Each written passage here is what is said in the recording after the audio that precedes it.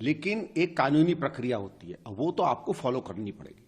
और मेरे हिसाब से इन्होंने जो किया है वो ठीक नहीं किया है, अन्यथा किसी चीज को एक राजनीतिक पहलू दे रहे हैं। हम मानते हैं कि कई ऐसी चीजें हुई हैं जिसमें ईडी और सीबीआई और इनकम टैक्स को देखा गया कि वो राजनीतिक रूप से काम करती है, लेकिन जो कानूनी प्रक्रिया है वो तो आपको करनी है। लेकिन मैं केजरीवाल साहब से सिर्फ एक सवाल पूछना चाहता हूं। आप लोगों को शायद याद होगा कि जब लोकपाल बिल की चर्चा चल रही थी तो कांग्रेस की पार्टी की तरफ से मैं भी इनसे कई बार चर्चा करता था, और हमने उस समय इनसे यह कहा था कि जिस तरीके की लोकपाल का आप निर्माण कर रहे हो वो भयंकर हो जाएगा, वो मिसयूज होने लगेगा। अगर लोकपाल गलत बन जाता है या सरकार उसका गलत इस्तेमाल करती है, तो इन्होंने उस समय कहा था कि भाई साहब पारदर्शी दिखना चाहिए नेता को, उसके ऊपर कोई भी आरोप लगे उसको इस्तीफा देना चाहिए, लोकपाल के अधीन चले जाना चाहिए, गिरफ्तारी हो तो गिरफ्तार हो जाना चाहिए, और अगर वो इनोसेंट है तो अपने आप वो बात साबित हो जाएगी। तो खुद अपने कथन पर जिन चीजों पर इन्होंने नेतागिरी की और आज बड़े नेता बने हैं, जिन चीजों को लेकर उन्होंने जनता के बीच में विश्वास अपना कायम किया, ये अपनी बातों पर तो कायम रहे।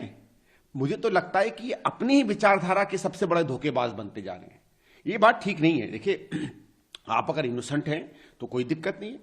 इसके पहले और ये कहना कि साहब क्यों बुलाया था, ये तो बिल्कुल तर्क की बात नहीं है। राहुल जी भी गए थे ईडी में, सोनिया जी भी गई थी ईडी में, और तमाम नेता गए ईडी में। बहुत चीजों में पता नहीं चला आज तक कि किस लिए उनको बुलाया गया, अभियुक्त के रूप में, गवाह के रूप में। और जब शुरू में तहकीकात होती है, आप लोग देखिए, सब लोग पुलिस की प्रक्रिया जानते हैं। अगर पुलिस को लगता है सही या गलत कि कोई गलत काम हुआ है और उससे संबंधित वो तमाम लोगों से बात करती है, तो वो गवाहों से भी बात करती है, तथाकथित अभियुक्त से भी बात करती है, जिन पर संदेह होता है उनसे भी बात करती है।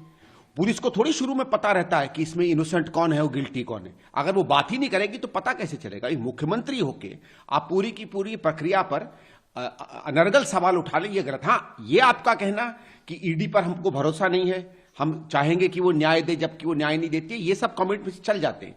लेकिन ये कह देना कि हमें किस हैसियत से बुलाया है, आपकी भी वही हैसियत है तो किसी सामान्य इंसान की है। आप मुख्यमंत्री होके कोई फर्स्ट क्लास के सिटीजन नहीं बन गए हैं। जो संदीप दीक्षित के अधिकार हैं या जो आपके हैं या जो भैया कैमरा पकड़े हैं इनके जो अधिकार हैं, अगर हम पर कोई केस बनेगा, मैं एक चीज सवाल आपसे पूछना चाहता हूं, अगर हमारे ऊपर कोई केस बनेगा तो क्या इतना हमको मौका मिलेगा? पुलिस आती और आपको और हमें घसीट के अपने घर से ले जाती, जिस तरीके से इनके लोगों ने पंजाब में कांग्रेस के नेताओं को घसीट